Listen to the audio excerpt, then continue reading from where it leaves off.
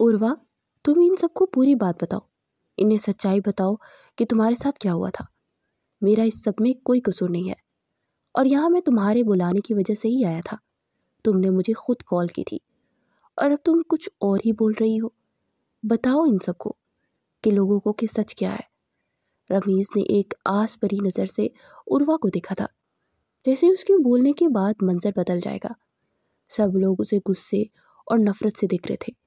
मामू, ममानी, अपनी सगी माँ और अपनी मंगेतर, जो आंखों में शक लिए उसे देख रही थी।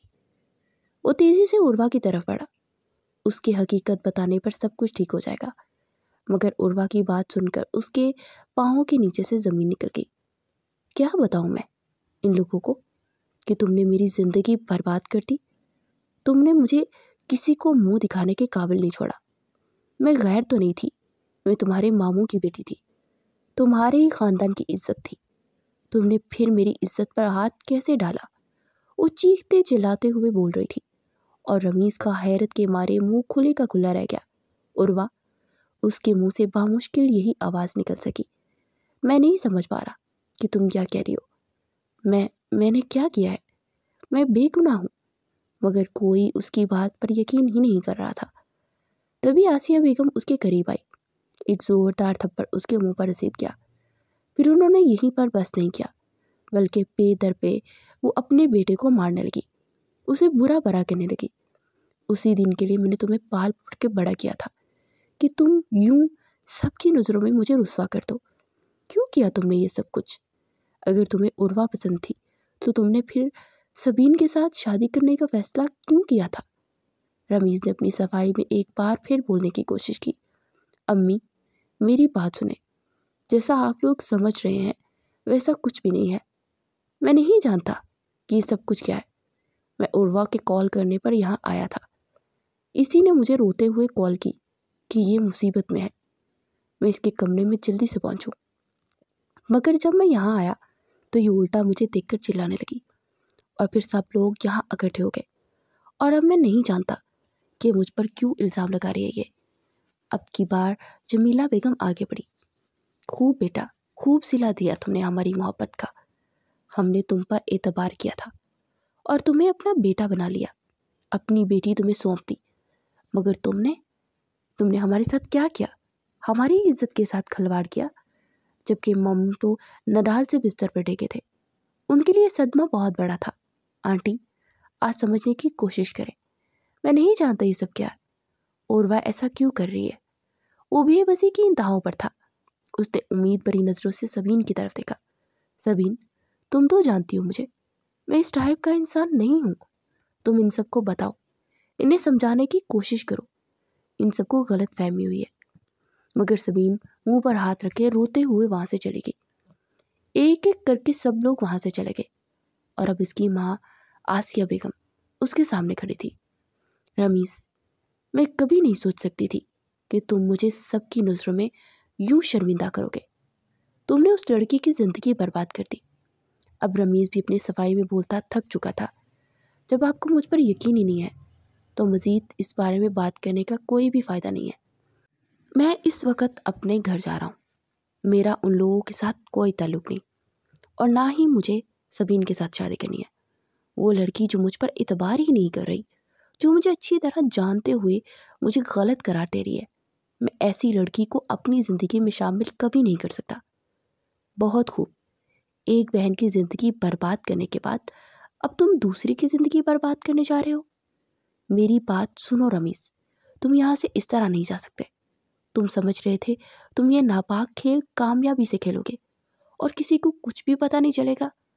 अगर पता चल भी गया तो अपनी बेटी का ख्याल करके वो इस बात को दबा देंगे, तुम्हें माफ़ कर देंगे। मगर ऐसा नहीं हो सकता। तुमने किया है वो किसी तरह से माफ़ी के काबिल नहीं है, मगर तुम्हें अपने इस गुनाह का कफारा अदा करना होगा। अम्मी, मैं आपको कैसे समझाऊं कि मैंने कुछ भी नहीं किया। आप मुझ पर यकीन क्यों नहीं कर रही? कैसे कर लूँ मैं यकीन?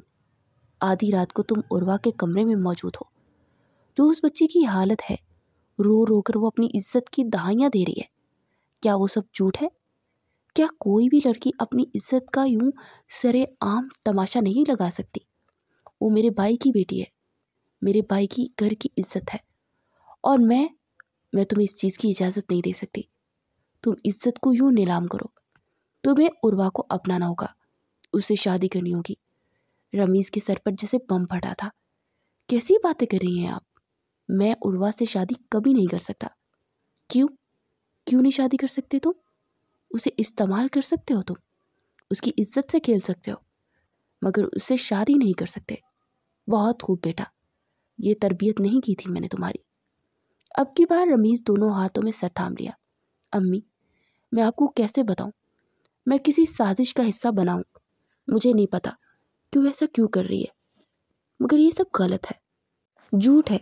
आप मुझ पर यकीन करें, मैं कुछ भी नहीं किया है मैंने। मैं सच तुमसे सुनना चाहती हूँ। जो कर दिया है अब आखिरी फैसला मेरा होगा। ये कहकर वो कमरे से बाहर निकल गई और रमीज़ वहीं पर बैठा रह गया। काफ़ी देर के बाद जब उसके हवास बेदार हुए तो उसने सोचना शुरू कर दिया कि आखिर ये सब हुआ क्या था। उर्वा ने उसके साथ ऐसा क्यों किया? उर्वा ने उसे फंसाया था, उस पर इतना बड़ा इल्ज़ाम लगाया था, मगर क्यों? उसने उर्वा का क्या बिगाड़ा था? उर्वा तो उसकी बहुत अच्छी दोस्त थी, उसे बहुत अच्छे तरीके से समझती थी। फिर उर्वा ने ये सब क्यों किया और किसके कहने पर किया? समीर ने सर उठाकर देखा। इस वक्त वो उर्वा के कमरे में था। उर्वा की हंसती मुस्कुराती तस्वीर सामने दीवार पर आवेजा थी, जिसमें उसके साथ सबीन और रमीज़ दोनों मौजूद थे। ये तस्वीर रमीज़ की बर्थडे पर खींची गई थी, महज 2 माह पहले।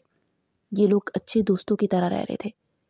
पिछले कुछ दिनों से उसे उर्वा का रवैया बदला हुआ महसूस हो रहा था। वो नहीं जानता था कि क्या वजह है। उसका रवैया महसूस तो हुआ, पर पूछने पर भी उर्वा ने इसे कुछ भी नहीं बताया था। और अब उर्वा ने जो कुछ किया था, उसने तो रमीज़ की पूरी दुनिया को हिला के रख दिया था। न जाने अब सबीन इस पर दोबारा एतबार करेगी भी या नहीं। बाकी की रात यही सोचते हुए गुजारती थी। सुबह की सफ़ेदी नमूदार होते हुए वो लाउंज से गुजरकर बाहर जाने लगा, जब तोकीर मामू और अपनी माँ की आवाज़ सुनकर वहीं रुक गया। रुक जाओ रमीज़, तुम ऐसे यहाँ से नहीं जा सकते, आसिया बेगम ने मजबूत लहजे में उससे कहा और उसके सामने आन खड़ी हुई। अम्मी, यहाँ मेरा रुकने का कोई जवाब नहीं बनता। अब आप मुझे जाने दें। उर्वा से तुम्हें निकाह करना होगा। उर्वा को साथ लिए बगैर हम लोग यहाँ से कहीं नहीं जाएंगे। ये सब सुनकर रमीज़ के सर पर जैसे आसमान टूट पड़ा। कैसी बातें कर रही हैं आप? उर्वा से निकाह? ऐसा मुमकिन नहीं है। मैं उस धोखेबाज और झूठी लड़की से बिल्कुल भी शादी करने के बारे में सोच भी नहीं सकता। आसिया बेगम का हाथ एक बार फिर उठा और उसके चेहरे पर उंगलियों के निशान छोड़ता गया। अगर तुम उसके साथ शादी नहीं करोगे तो मेरा मरा हुआ मुंह देखोगे। आज के बाद मैं तुम्हें अपनी ज़िंदगी से निकाल दूंगी और कभी पलट कर भी तुम्हारी शक्ल नहीं देखूंगी। उनकी धमकी कारगर साबित हुई। गुस्से से रमीज़ की गुस्से से मुट्ठियां भींच गई थी। कोई नहीं जानता था कि उसके अंदर क्या चल रहा है। ठीक है, मैं उर्वा से निकाह करने के लिए बिल्कुल तैयार हूँ। ये अल्फाज कहने के लिए उसे बहुत ताकत सर्व करनी पड़ी थी। गर्व से उसकी आंखें सुर्ख पड़ रही थी। अब जब उसे सर उठाकर देखा तो उसके सामने सबीन खड़ी थी। रोई रोई आंखें, सता हुआ चेहरा, बिखरे बाल। वो उसके अंदर की हालत की खुमाजी कर रहा था। एक ऐसी हालत उसकी माँ और मामी की भी थी। मामू भी शिकस्ता अंदाज में बैठे हुए थे, गोया उनकी दुनिया लुट गई चुकी हो। उसे उर्वा पर एक बार फिर शदीद गुस्सा आया। उर्वा, तुमने ये सब क्यों किया? मैं नहीं जानता, मगर मैं तुम्हारी इस गलती के लिए तुम्हें कभी माफ़ नहीं करूँगा। दूसरी तरफ जब उर्वा को मालूम हुआ कि रमीज़ उसके साथ निकाह करने के लिए तैयार हो गया, उसके होंठों पर मुस्कुराहट खिल उठी थी। उसने ये खतरनाक खेल खेल लिया था, मगर उसे ये उम्मीद नहीं थी कि वो कामयाबी से इस खेल में जीत जाएगी।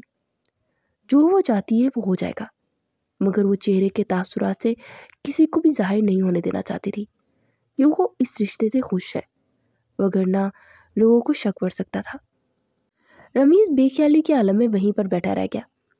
उसने ना नाश्ता किया और ना ही पानी का घूंट हलक के नीचे उतारा। वो बस यहाँ से जल्द से जल्द जाना चाहता था। और फिर निकाह ख्वाब भी आ गया। निकाह के बाद रमीज़ ने एक पल भी यहाँ रुकना गवारा नहीं किया। फिर अपनी माँ की आवाज़ें देने के बावजूद भी वहाँ से चला गया। पूरा दिन वो सड़कों पर गाड़ी दौड़ाता रहा। रात के गुजरे हुए वाक़यात उसकी आंखों के सामने घूमने लगे थे। आधी रात को सड़क किनारे गाड़ी खड़ी करके अपनी सोचों में गुम था। जब ही उसके नंबर पर आसिया बेगम की कॉल आने लगी। बेदिली से उसने कॉल ऑन कर ली। कहाँ हो रमीज? आधी रात हो गई है, अभी तक तुम घर नहीं आए? उनके लहजे में तशवीश बोल रही थी। बस आ रहा हूँ, उसने मुख्तसर जवाब दिया और फ़ोन बंद कर दिया। वापसी के सफ़र के दौरान भी तरह तरह की सोचें उसकी दिमाग में घूम रही थी। जब घर आया तो सबसे पहला सामना अपनी माँ के साथ हुआ। आंखों में तशवीश लिए उसे देख रही थी। तुमने सुबह से कुछ नहीं खाया, खाना खा लो। मुझे भूख नहीं है, आपको मेरी फिक्र करने की कोई भी ज़रूरत नहीं है। उन्हें इनकार करके वो अपने कमरे में आ गया था। वो उसे आवाज़ें देती रह गई। जैसे ही लाइट ऑन की तो बेड की तरफ नज़र पड़ते ही वो एक पल को चौंक गया था, क्योंकि सामने बेड पर उर्वा मौजूद थी, जो कि उंगलियां चटखाती शायद उसी का इंतज़ार कर रही थी। उसे देखकर रमीज़ के पूरे वजूद में गुस्से की एक लहर दौड़ गई। वो जारहाना अंदाज में उसकी जानी पड़ा और फिर उसे दोनों हाथों से सख्ती से पकड़े अपने सामने खड़ा किया और एक जोरदार थप्पड़ उसके मुंह पर रसीद कर दिया। उर्वा ने बेयकीनी से उसे देखा। वो जानती थी कि रमीज़ बहुत गुस्से में है, मगर वो इतना शदीद रद्द-ए-अमल देगा, उसे उसकी तौक्का नहीं थी। उर्वा ये नहीं जानती थी कि उसने रमीज़ को हासिल तो कर लिया था, मगर आज उसकी ज़िंदगी का अहम मोड़ शुरू होने वाला था, जो उसकी पूरी की पूरी ज़िंदगी को तब्दील कर देने वाला था। उर्वा भी यूनिवर्सिटी से थकी हारी घर वापस आई थी। आज उसकी शाम में पहली क्लासेस थी। जब वो घर आई तो बहुत ज़्यादा थक चुके थे। उसका दिल चाह रहा था कि घर जाकर वो लंबी तान कर सो जाए। अपने कमरे में आई तो सामने ये सबीन ड्रेसिंग टेबल के सामने खड़ी थी। नया ड्रेस पहने, बाल पुश्त पर खुले छोड़े, चेहरे पर हल्का फुल्का मेकअप किए। अब वो आईने में अपना अक्स देख रही थी। उसे देखकर उर्वा हैरान रह गई, क्योंकि सबीन कम कम ही तैयार होती थी। ज़्यादातर वो सादगी में ही रहती थी। जहाँ तक उर्वा को याद पड़ता था, आज ना तो कोई फंक्शन था और ना ही घर में कोई इनवाइटेड था और ना इन्होंने कहीं बाहर जाना था। तो फिर क्या बात है सबीन, क्या तुम कहीं जा रही हो? अरे नहीं, मैंने कहाँ जाना है, घर पर ही हूँ मैं। आज तो उसके अंदाज ही बदले हुए थे। लबों पर एक खूबसूरत सी मुस्कान फैली हुई थी। उर्वा को कुछ समझ नहीं आ रहा था, सबीन के बदले हुए त्वार की आखिर वजह क्या थी। तभी अम्मी कमरे में आ गई। अरे उर्वा, आ गई तुम? चलो जल्दी से तुम्हें किचन में आकर मेरी हेल्प करवाओ। अम्मी की बात सुनकर उर्वा को सख्त ताज्जुब का एहसास हुआ। किचन की जिम्मेदारी अम्मी और सबीन की जिम्मा थी। उर्वा उन सब कामों से दूर रहती थी और अभी तो वो वही यूनिवर्सिटी से घर आई थी, थकी हुई थी। उसका लंबी तान कर सोने का इरादा था। नहीं अम्मी, मैं बहुत थक गई हूँ, अभी मैं घर आई हूँ और अब मैं सोने लगी हूँ। अब सबीन को बोले ना, वो आपके साथ काम करवा देगी।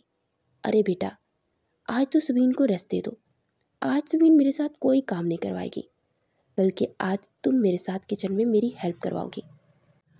अम्मी ने सबीन को प्यार भरी नज़रों से मुस्कुराते हुए देखा था और उर्वा को जैसे करंट लगा। सबीन क्यों नहीं आपके साथ काम करवाएगी? किचन में ऐसा कौन सा ज़रूरी काम? क्या कोई घर आ रहा है? हाँ, तुम्हारी फूफो घर आ रही है। आसिया फूफो इस शहर में ही रहती थी और अक्सर महीने 2 महीने बाद चक्कर लगाते ही रहती थी। उनकी आमद पर अम्मी ने कभी भी इस कदर एहतमाम और तकल्लुफ़ नहीं किया था। फूफो को ये सब पसंद भी नहीं था, मगर आज वो जिस तरह से उनकी खातिर मदारत के लिए हलकान हो रही थी, ये बात उर्वा को खटक रही थी। जमीला बेगम तो अपनी बात करके कमरे से बाहर चली गई थी। सबीन शर्माती शर्माती बेड के किनारे पर टक गई। तुम भी जल्दी से कपड़े बदल कर आ जाओ, फूफो लोग आने वाले ही होंगे। अब उर्वा की बर्दाश्त भी जवाब दे गई थी। ये तुम सब लोग आखिर कौन सी खिचड़ी पका रहे हो? आसिया फूफो अगर आ रही हैं तो ये वो कौन सा पहली बार है? इस घर में तो वो आती रहती है ना, और मुझसे नहीं होता कोई भी काम। तुम खुद जाओ, जो करना है करो, मुझे सख्त नींद आ रही है। वो ऐसी ही थी, दो टोक अंदाज में बात करने वाली, किसी का भी लिहाज नहीं करती थी। सबीन ने एक अफसोस भरी नज़र उस पर डाली और फिर कमरे से बाहर निकल गई थी। उर्वा ने कमरे का दरवाज़ा अंदर से अच्छी तरह से बंद किया और सो गई। न जाने कितनी देर तक वो सोती रही।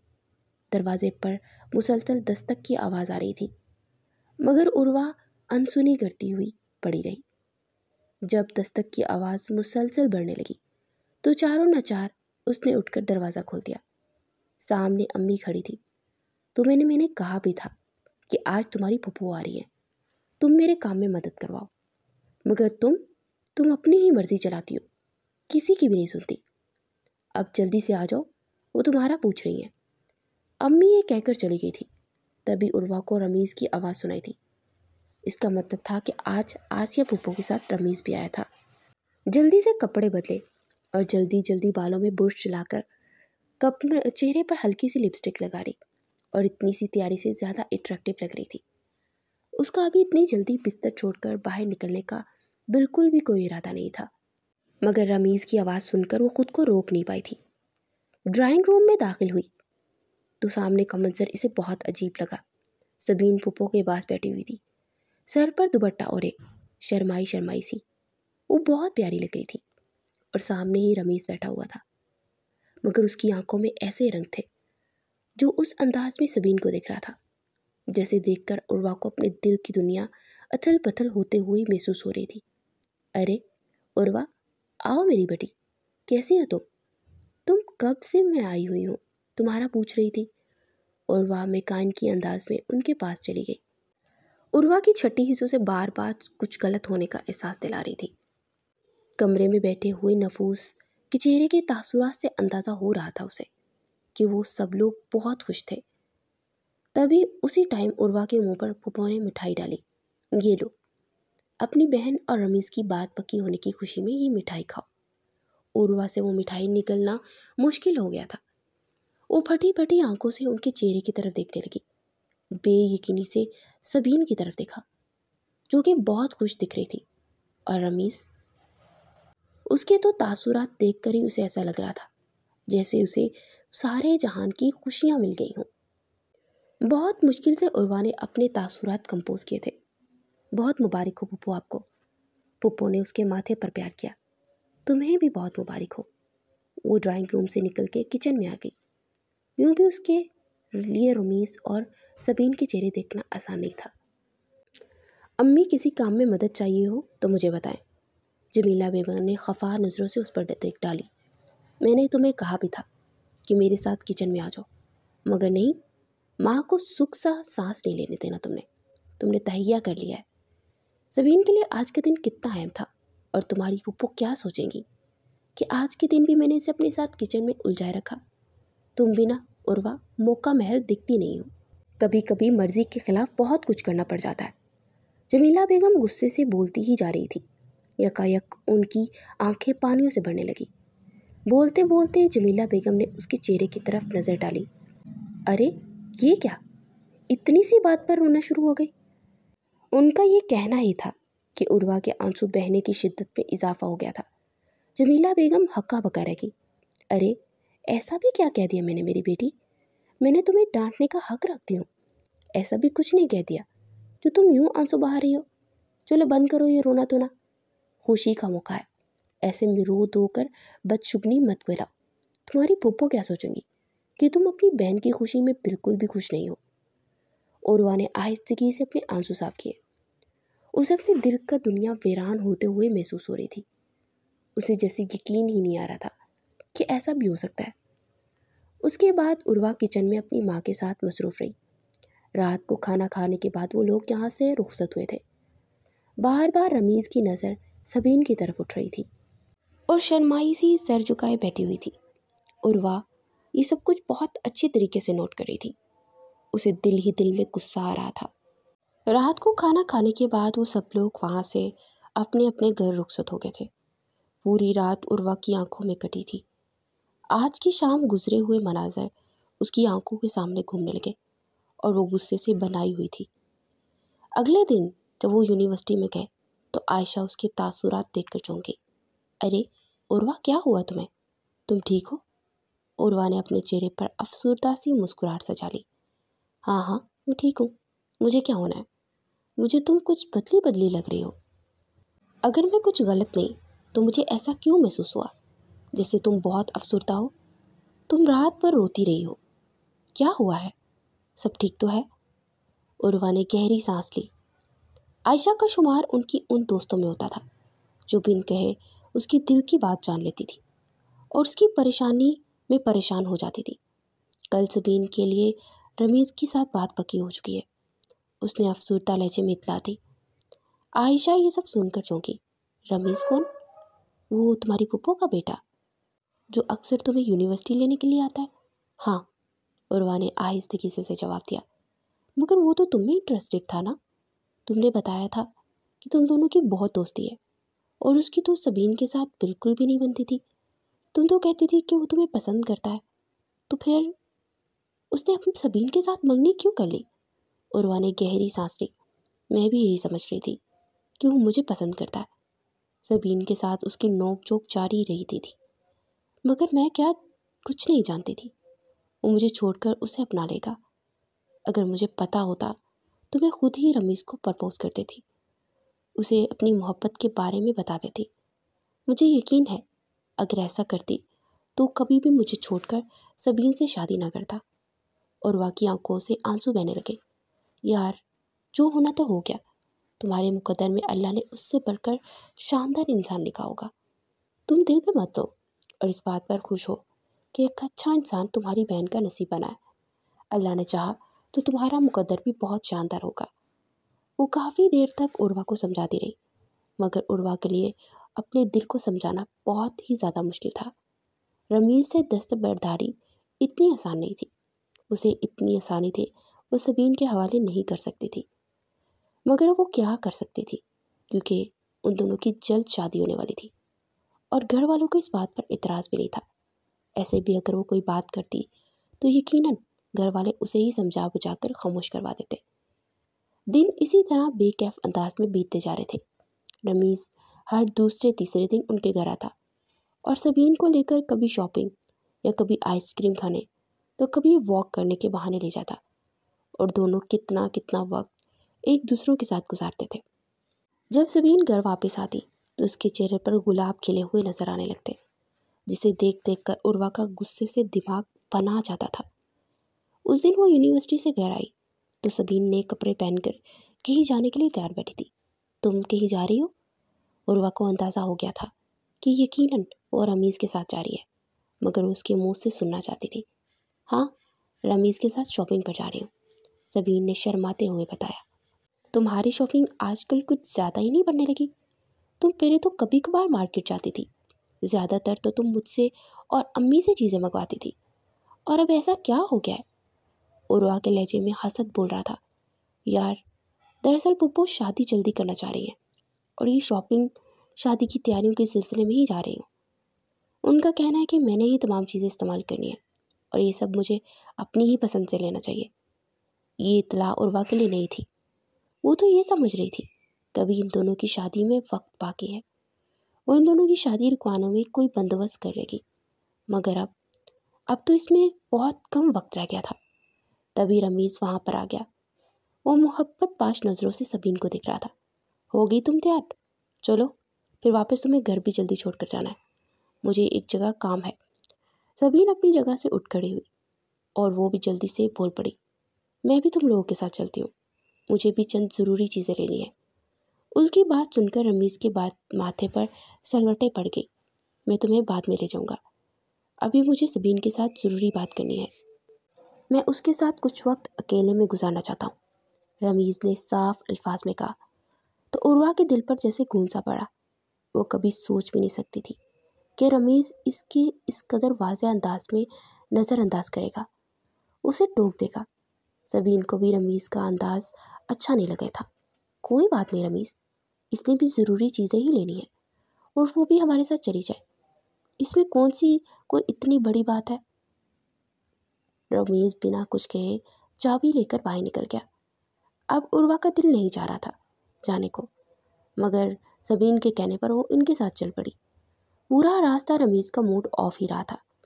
उसने ना तो सबीन की तरफ देखा और ना ही उससे बात की। उर्वा को भी मुसलसल नज़रअंदाज करता रहा। उर्वा को अपनी सबकी का एहसास हुआ। घर वापस आने के बाद उर्वा तकिए में मुँह छुपाकर फूट फूट कर रोने लगी। रमीज़ का ये रवैया उसकी जान लेने के लिए काफ़ी था। जो जो वक्त बीतता जा रहा था, उर्वा को महसूस हो रहा था कि अब वो रमीज़ के बगैर रह नहीं सकती। उसे इतनी आसानी से सबीन के हवाले नहीं कर सकती थी। मगर मुझे क्या करना चाहिए, वो अक्सर सोचती थी। तब उसके जहन में ये आइडिया आया। ये आइडिया ख़तरनाक था, मगर रमीज़ को हासिल करने के लिए इसके अलावा कोई रास्ता भी नहीं था। उसे उस दिन मौका मिल गया। उस दिन आसिया फूफो और रमीज़ काफ़ी दिनों बाद उनके घर रात रुकने के लिए आए थे। उर्वा यूनिवर्सिटी आई तो अम्मी कहने लगी, सबीन तो रमीज़ के साथ आउटिंग पर गई हुई है, तुम मेरे साथ आओ और किचन में मेरी मदद करवाओ। उर्वा का मूड पूरी तरह ऑफ हो गया था, मगर फिर वो कुछ भी कहे बिना उनके पास आ गई थी। अब तुम भी घर के कुछ काम काज सीख लो तो तुम्हारे काम आएंगे। पढ़ाई अपनी जगह, लड़कियों को खानादारी भी आनी चाहिए। वो खामोशी से अपनी माँ की बातें सुनती रही और अब सबीन को दिख रही थी। वो बेशक अपनी फुप्पो के घर जा रही थी, खानादारी में वो ताक थी। मुझे इसकी तरफ से कोई फिक्र नहीं है। और एक तुम हो जिसे अभी तक ऑमलेट भी अच्छे से बनाना नहीं आता। उर्वा ने कौफत भरी नज़रों से अम्मी की तरफ देखा। अम्मी, जब मेरे सर पर पड़ेगी ना, मुझे काम करना पड़ा तो मैं कर लूँगी। आप हर बात में सबीन के साथ मेरा मुकाबला मत किया करें। सबीन को पढ़ने का भी शौक़ नहीं है। बीए के बाद वो घर बैठी थी और घर बैठकर इसने क्या करना था। इसे शुरू से ही कामों में दिलचस्पी थी, जबकि मेरे लिए पढ़ाई ज़्यादा अहम है। वो ना चाहते हुए भी तलक हो गई थी। जमीला बेगम ने एक सर्द निगाह उस पर डाली। सबीन तुम्हारी बहन है। अगर मैं तुम्हारी इसकी मिसाल दे रही हूँ तो इसका मतलब ये नहीं कि मैं तुम दोनों का आपस में कंपेयर कर रही हूँ। न जाने क्यों तुम कभी कभी इतनी रूड हो जाती हो। वो तुम्हारी सगी बहन है, मगर तुम दोनों में बिल्कुल भी बहनों वाली मोहब्बत नज़र नहीं आती। जमीला बेगम फिर से गुस्से से बड़बड़ाने लगी। तभी उसकी नज़र खिड़की से बाहर पड़ी। रमीज़ और सबीन घर वापस आ चुके थे और अब लॉन में टहलते हुए बातें कर रहे थे। न जाने रमीज़ क्या कह रहा था। उसकी बातें सुनकर सबीन के चेहरे पर शफक खिलती हुई जा रही थी। सबीन को मैं एक पल के लिए भी रमीज़ के साथ नहीं देख सकती। वो दोनों एक साथ खुश होते हैं तो मुझे ऐसा लगता है जैसे मेरे अंदर कोई आग जल रही हो। मैं ऐसा नहीं होने दे सकती। इन दोनों की शादी मैं नहीं होने दे सकती। रमीज़ मेरा है और उस पर सिर्फ मेरा ही हक है। वो खुद कलामी करते हुए बोली। अब उसने सोच लिया था कि उसने आगे क्या करना है, और ये सोचते हुए एक पल को खौफ आया। अगर ये बना बनाया खेल बिगड़ गया तो, अगर उन सबको सच मालूम हो गया तो मेरी इज्जत दो कोड़ी की होकर रह जाएगी। मैं सबकी नज़रों से गिर जाऊंगी और रमीज़ को फिर कभी भी हासिल नहीं कर पाऊंगी। मगर मेरे पास इसके अलावा कोई भी रास्ता नहीं है। मुझे सब कुछ बहुत एहतियात से, बहुत आराम से करना होगा। आधी रात का वक्त था। सब अपने अपने कमरों में सो रहे थे। उर्वा का कमरा सबसे हटकर था। वो अपने कमरे में टहल रही थी। उसने रमीज़ का नंबर पर कॉल की और रोते हुए कहने लगी कि मेरे कमरे के बाहर न जाने कौन है। वो खिड़की से कमरे में आने की कोशिश कर रहा है। तुम फ़ौरन यहाँ आओ और मेरी मदद करो। उसकी बात सुनकर रमीज़ हंस पड़ा। उर्वा बचपन से ही बहुत डरपोक थी। उसे रात को डर लगता था। यही सोचकर रमीज़ हंस पड़ा था कि शायद वो ख्वाब में डर गई है। कुछ भी नहीं होता, सो जाओ आराम से, कोई भी चीज़ नहीं है बाहर।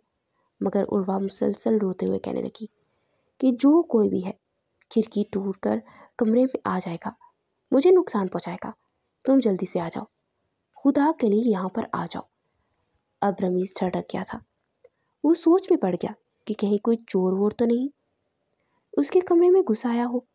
इस ख्याल का आना ही था कि वो जल्दी से गेस्ट रूम से बाहर निकला था। एक पल को उसने सोचा कि वो घर वालों को जगा दे, मगर इस तरह से जो कोई भी था वो खबरदार हो जाता, उसे भागने का मौका मिल जाता। उसे पकड़ने के लिए रमीज़ खामोशी से उर्वा के कमरे में गया। जहाँ वो कमरे में दाखिल हुआ तो कमरे की लाइट ऑफ थी और एक तरह से उर्वा के रोने की आवाज़ें सुनाई दे रही थी। समीर ने लाइट ऑन की और बेइख्तियारी में उर्वा की तरफ पड़ा। उसकी हालत देखकर महसूस हो रहा था जैसे उस पर क़यामत ही टूट पड़ी हो। रमीज़ ये देखकर बौखला गया था। क्या हुआ है उर्वा, सब ठीक तो है ना? वो तशवीश से बोला, मगर उर्वा का रवैया अजीब था। वो बुरी तरह चिल्लाने लगी। रमीज़ को कुछ समझ नहीं आ रहा था कि आखिर उर्वा को हुआ क्या है। वो इस कदर चिल्ला क्यों रही है। वो इससे चीखने का रोने का सबब पूछ रहा था। जब ये सब घर वाले कमरे में दाखिल हुए और इसके बाद जो हुआ उसके लिए रमीज़ किसी तरह से भी तैयार नहीं था, मगर इतना उसे अंदाज़ा हो गया था कि इस सब में उर्वा ने उसे फंसाया है। और उर्वा ने ऐसा क्यों किया, इस बात का जवाब तो वो वही दे सकती थी जो कि अब उसके सामने आंखों में खौफ लिए खड़ी थी। क्यों किया तुमने ऐसा सब? सबकी नज़रों में मुझे तमाशा बना कर रख दिया, मेरी इज्जत को दो घोड़ी का रख के दिया। आखिर क्या मिला मुझे ये सब करके? वो चीखते हुए दहाड़ रहा था। रमीज़, मेरी बात सुनो। मैंने जो कुछ भी किया तुम्हारी मोहब्बत में किया। मेरे पास इसके अलावा कोई भी रास्ता नहीं था। तुम मेरी मोहब्बत को नहीं समझ सके। तुमने मुझे छोड़कर सबीन को अपना लिया, उसके साथ मंगनी कर ली और अब उससे शादी करने जा रहे थे। और ये सब मेरे लिए बर्दाश्त करना बहुत ही मुश्किल हो रहा था और नामुमकिन था। रमीज़ ने एक ज़ोरदार थप्पड़ उसके मुंह पर रसीद कर दिया। ये मोहब्बत नहीं है, हवस है। मोहब्बत तो एहसास का नाम है। मोहब्बत कुर्बानी मांगती है। और तुमने क्या किया? तुमने मुझे बदनाम कर दिया, अपनी बहन की खुशियाँ तबाह बर्बाद कर दी। तुम जैसी लड़की से मुझे नफ़रत है। मैं तुम्हारी शक्ल भी नहीं देखना चाहता।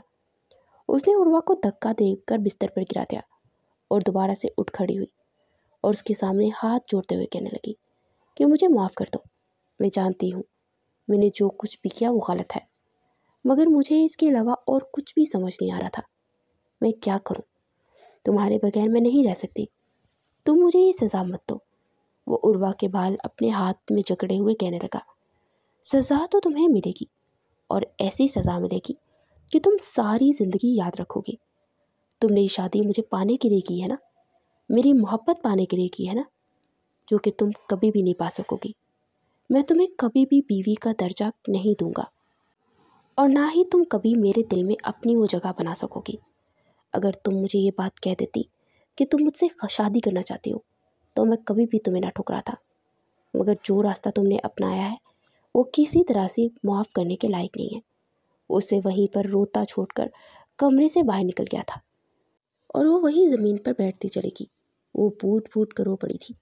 रमीज़ ऐसा नहीं कर सकता, वो मुझे नहीं ठुकरा सकता। वो मुसलसल रोते हुए खुद कलामी कर रही थी, मगर रमीज़ ने उसे पहले ही दिन आईना दिखा दिया था, जिसमें देखकर उर्वा को समझ आ गया था कि अब उसकी बाकी की ज़िंदगी कैसी गुजरने वाली है। रमीज़ दूसरे कमरे में जाकर लेट गया था। वो कभी सोच भी नहीं सकता था कि उर्वा महज जज्बातियत के हाथों अपने साथ साथ उसकी ज़िंदगी भी तबाह बर्बाद कर देगी। उस लड़की ने ये क्या किया था? लोग कहते हैं किरदार सिर्फ औरत का होता है, जबकि गलत है। इज्जत और किरदार तो मर्द का भी होता है, और अगर मर्द के किरदार पर सवालिया निशान आ जाए तो उसके लिए भी दुनिया का सामना करना मुश्किल हो जाता है। और ऐसे ही तकलीफ से रमीज़ भी गुजर रहा था। अगले दिन जब वो उठी तो आसिया बेगम नाश्ते पर उसका इंतज़ार कर रही थी। आ गई, उर्वा तुम्हारा ही इंतज़ार कर रही थी। आओ बैठो, नाश्ता करो। रमीज़ नहीं उठा अभी तक। उनकी बात सुनकर उर्वा हैरत से उनकी तरफ देखने लगी। वो इस बात का क्या जवाब दे कि रमीज़ रात को ही गुस्से से कमरे से बाहर चला गया था। उसे खामोश देखकर आसिया बेगम ने गहरी सांस ली। तभी रमीज़ गेस्ट रूम से आता हुआ दिखाई दिया। वो रमीज़ को देखकर एक पल को चौंकी, मगर फिर उन्होंने अपने चेहरे के तासुरात नॉर्मल कर लिए। रमीज़ आओ नाश्ता करो। उसे बाहर जाता देखकर वो पुकार उठी, आप अपनी भतीजी को करवाएं नाश्ता। मेरी फिक्र करने की आपको कोई ज़रूरत नहीं है। मेरे साथ आपका कौन सा रिश्ता है, कौन सा ताल्लुक़ है? वो आगे बढ़ गया था। आसिया बेगम तेज़ी से अपनी जगह से उठी और इसका बाजू खींचकर अपनी तरफ किया। एक तो चोरी, ऊपर से सीना जोरी। जो तुमने किया है शुक्र करो कि उसके बाद मैं तुमसे बात कर रही हूँ, वरना मेरा तो दिल चाह रहा था कि मैं तुम्हारी सूरत भी ना देखूं। आओ बैठकर खाना खाओ। अपनी माँ की बात सुनकर उसने ज़रा की ज़रा नज़रें उठाकर उर्वा को देखा। वो नज़रें चुराने लगी। अम्मी, आपको अगर हकीकत मालूम हो जाए तो आपको नफरत मुझसे नहीं बल्कि अपनी इस भतीजी से हो जाएगी। रमीज़ उसे गुस्से से घूरते हुए कहने लगा तो आसिया बेगम चौंक उठी। उन्होंने उर्वा को देखा। उसके चेहरे का रंग सट पड़ चुका था। रमीज़, तुमने जो करना था कर लिया। अब इस हकीकत को तस्लीम करो कि उर्वा तुम्हारी बीवी है, तुम्हारी इज्जत है और अब इस घर में तुम्हारी बीवी की हैसियत से रह रही है। बेहतर यही है तुम्हारे लिए कि जो हुआ उसे भूल जाओ और ज़िंदगी में आगे बढ़ने की कोशिश करो। और देखो, और खींचते हुए उसे नाश्ते की टेबल पर ले आई थी। मारे बांधे उसने चंद लुक में जहर मार कर किए और गुस्से से उर्वा को दिख रहा था। आसिया बेगम दोनों के तासुरात नोट कर रही थी। उन्हें भी दिल में खटक रहा था कि कुछ न कुछ ऐसा है जो इनकी नज़रों से ओझल है। रमीज़ को वो भी जानती थी, उनका बेटा ऐसा कभी नहीं कर सकता था, मगर कल जो कुछ भी हुआ उसे नज़रअंदाज भी नहीं कर सकती। उर्वा उनकी भतीजी थी और उसे रमीज़ पर कितना बड़ा बहतान लगाने की ज़रूरत ही क्या थी। हो सकता है उर्वा को कोई गलत फहमी हो गई हो। शाम को जमीला बेगम और सबीन उर्वा से मिलने के लिए आए थे। सबीन का रवैया पहले की निस्बत नॉर्मल था, जबकि जमीला बेगम उर्वा को गले लगाते हुए रो पड़ी थी। कैसी हो, ठीक हो मेरी बेटी? उर्वा ने अपनी माँ को देखा तो आंखें भर आई। वो कुछ कहे बगैर उनके पास बैठ गई। वो चूर नज़रों से सबीन को भी देखने लगी, जो एक दिन में ही सदियों की बीमार नजर आने लगी थी। एक दिन पहले तक उसके चेहरे पर गुलाब खिलते हुए नजर आ रहे थे और अब वो सदियों की बीमार नजर आ रही थी। एक पल को उर्वा के दिल को कुछ हुआ, मगर फिर उसने अपने दिल को डपट कर खामोश करवा लिया कि उसने जो कुछ किया उसका हक बनता था। मोहब्बत को हासिल करने के लिए उसने ये सब कुछ किया था।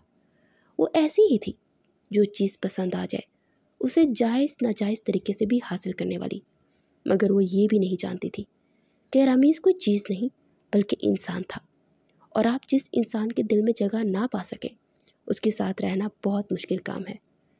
वक्त गुजरने के साथ साथ उर्वा को इस बात का अंदाज़ा हो गया कि रमीज़ ने उसके साथ कमरा शेयर कर लिया था, मगर वो ना तो उसकी तरफ देखता था और ना ही उससे बात करता था, बल्कि उर्वा अगर उससे बात करने की कोशिश करती तो नफ़रत से मुंह मोड़ लेता था।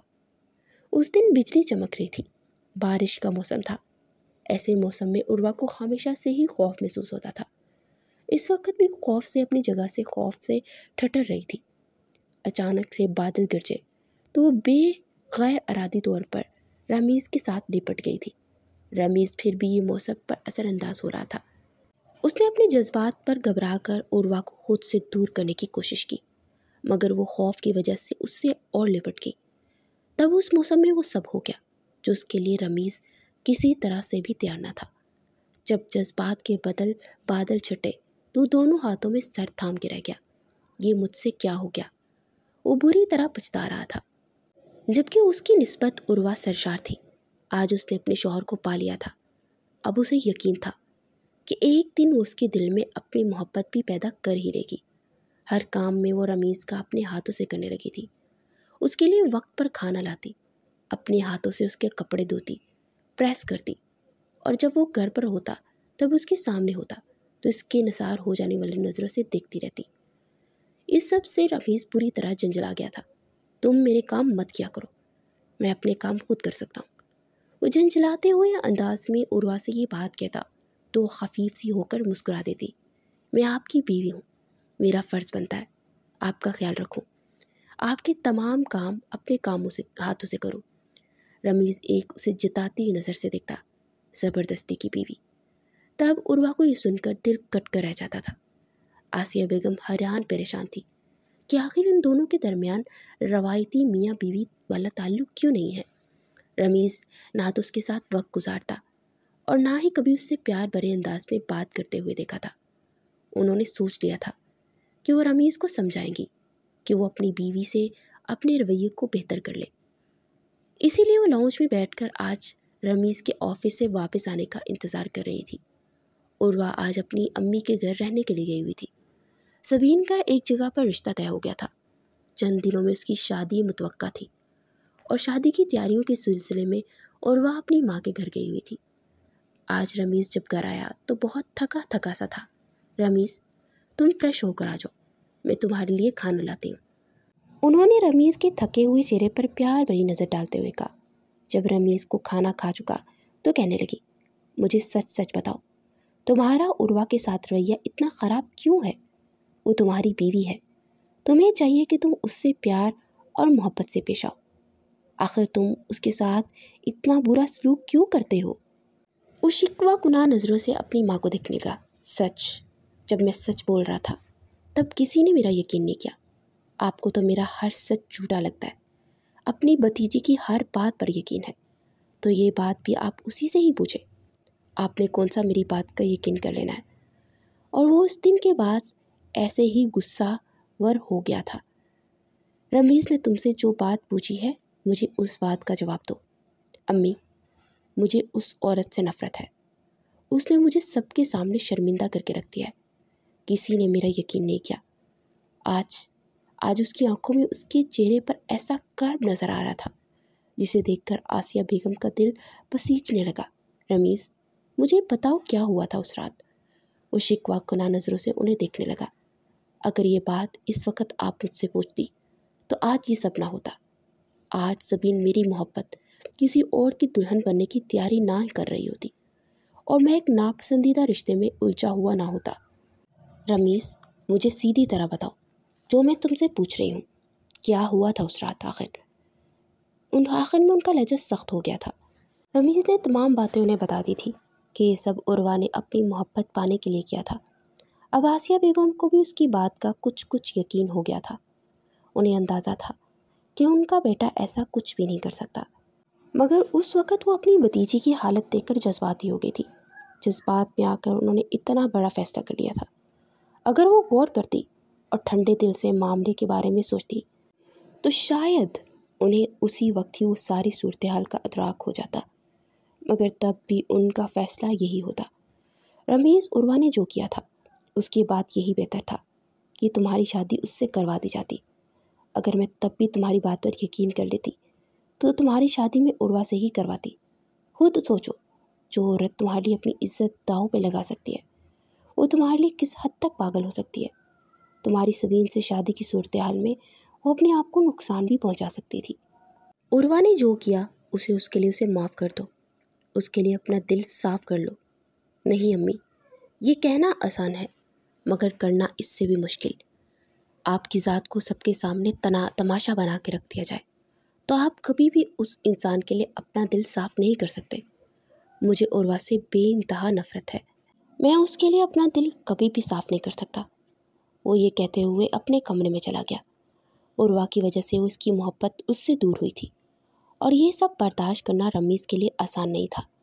आसिया बेगम इसे समझा कर थक चुकी थी, मगर वो उर्वा को मुआफ़ करने को बिल्कुल भी तैयार नहीं था। हाँ, ये ज़रूर हुआ था कि उन दोनों का ताल्लुक़ आपस में बन गया था। ये शायद उनके रिश्ते का फितरी तकाजा था, मगर वो दिल से उससे अभी भी नाराज़ था। उर्वा के लिए यही काफ़ी था कि रमीज़ ने उसे अपनी ज़िंदगी में जगह दे दी थी। इस दिन जब वो घर आया तो उर्वा और आसिया बेगम दोनों ही सोफ़े पर बैठी हुई थी। आज उन दोनों के तासुरात रमीज़ को मामूल से कुछ मुख्तलिफ लग रहे थे। उस वक़्त आसिया बेगम अपने कमरे में होती थी और उर्वा उसका इंतज़ार कर रही होती थी।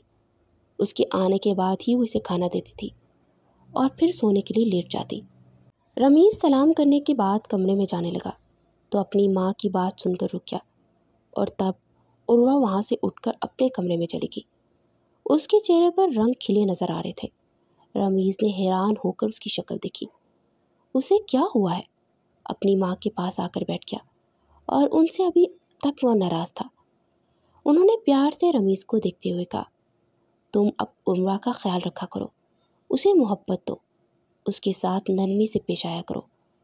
डॉक्टर ने कहा है कि वो बहुत कमज़ोर है, उसे देखभाल की बहुत ज़रूरत है और उसके साथ साथ मोहब्बत और केयर की भी।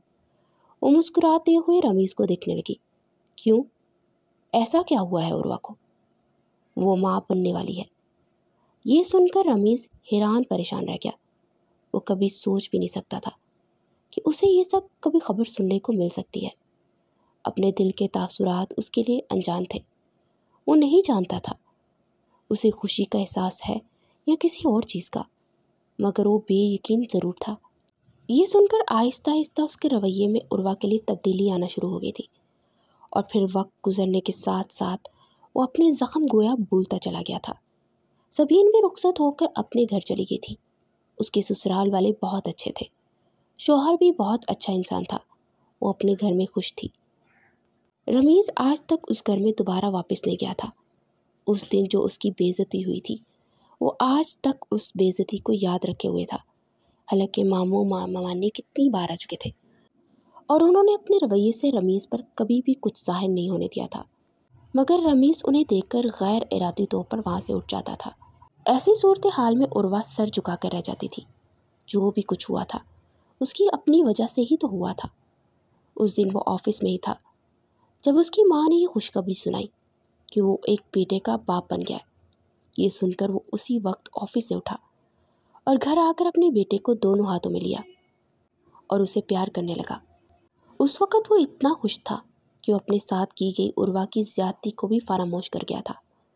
उर्वा ने जब उसे खुश देखा, उसे नम आंखों से हंसते देखा, तो उसके दिल पर गुस्सा सा पड़ा था।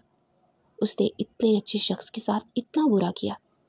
अगर वो सीधे तरीके से उससे अपनी मोहब्बत का इजहार कर देती तो वो तब भी उसे शादी कर लेता, मगर उर्वा ने अपनी मोहब्बत पाने के लिए गलत रास्ता चुना था, जिसका उसे अब जाकर पछतावा हो रहा था।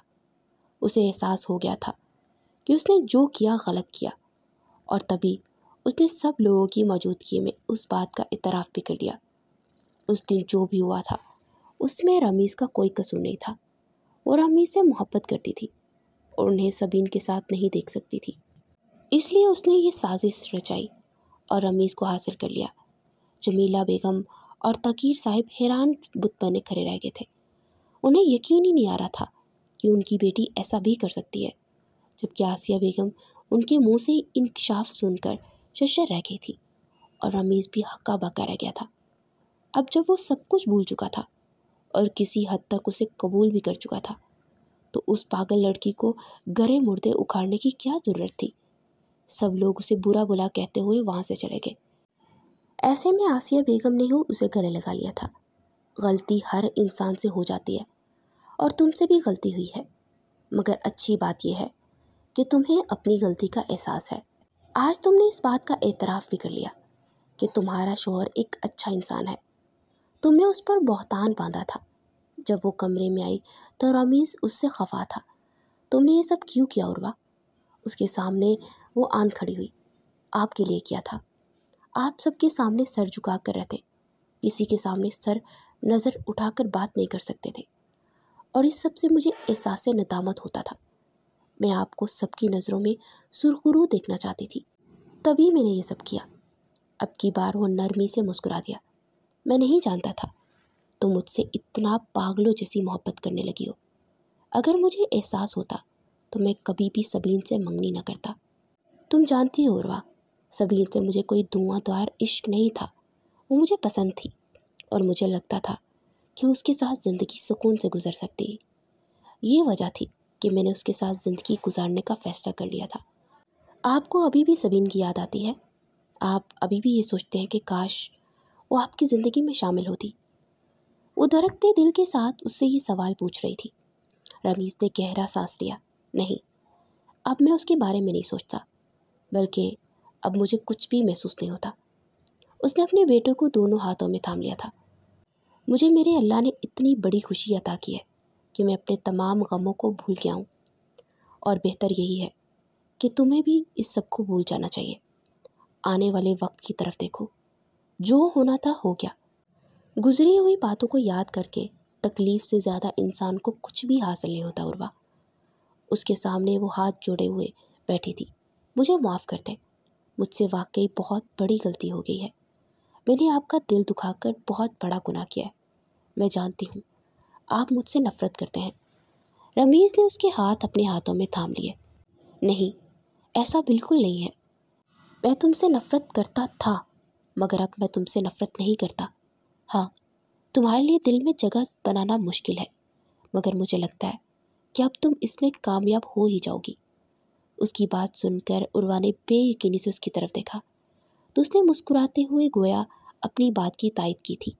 उसका दिल मुस्कुरा दिया था, क्योंकि अब उसे आने वाले वक्त ने उसके आने वाली खुशी की नवीद सुना दी थी।